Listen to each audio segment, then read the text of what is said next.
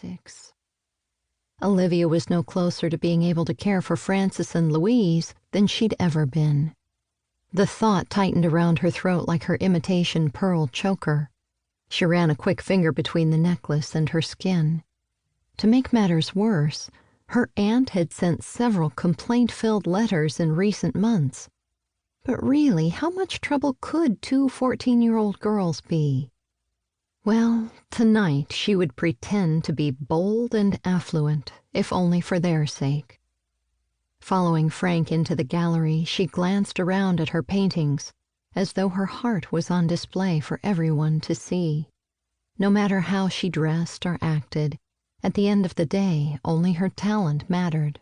For years, watercolor artistry had been ruled by masters whose highly detailed pieces mimicked reality. She painted what was in her mind's eye, her emotions leading the brush. The results had surprised the local art community, and her reputation was spreading. Or Olivia Rutherford's was, at least. The idea of an exclusive showing this early in her career sent a giddy thrill through her. At one time, Frank had a wide array of clients, and he'd served as a distinguished matchmaker between artists and collectors. But in recent years, he'd grown far more demanding and melancholy, an exacting taskmaster for those artists who remained in his circle. Many had drifted away. The changes only made Olivia more determined to please him. Art lovers were often known for being moody and unpredictable. Why should dealers be any different? He paid her well, in compliments and promises. The lure of wealth still dangled just out of reach, but that would come in time. She made the rounds, offering practiced smiles and sparkling conversation. A portly older woman sporting an exquisite diamond necklace waved Olivia over. "Miss Rutherford, join us, please." "Mrs. Dixon, you look divine." Olivia dropped an air kiss just short of the lady's powdered cheek. "You're too kind, my dear. I'm anxious to introduce you to some of my friends from the club."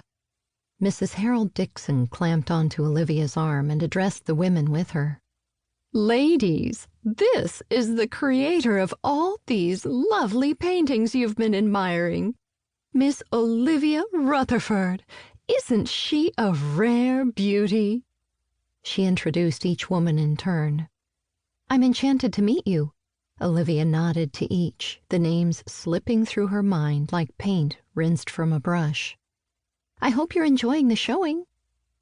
The youngest of the group tipped her head, her glistening Marcel waves putting Olivia in mind of Goldilocks from the story of the Three Bears. "Your artwork is quite avant-garde. Where did you train? Paris?" A tightness spread through Olivia's chest. Why must that always be the first question? "Oh, here and there." An older woman wrinkled her penciled brows. "No wonder I don't see the mark of a master on your style.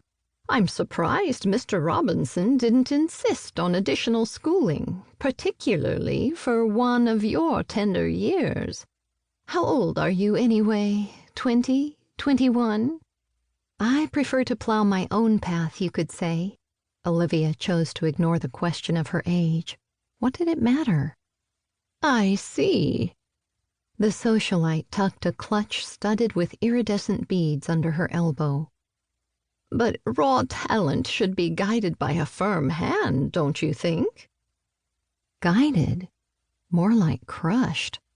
Art school had taken the last of her mother's money, and Olivia hadn't even lasted a term. The teachers treated her like a lump of clay to be reshaped into the form of artists who had gone before. The blonde sighed. "Must you always find fault, Gladys? Miss Rutherford's paintings are the cat's meow. These are so much better than the stodgy old canvases my husband collects." She ran a gloved finger along her jawline as she studied Olivia. "Do you do portraits by chance?" The idea twisted in Olivia's gut.